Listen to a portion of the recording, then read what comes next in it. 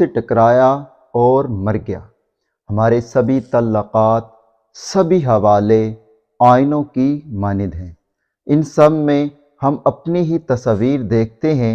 नफ़रत से भरा आदमी ये देख रहा होता है कि सब लोग उससे नफ़रत करते हैं।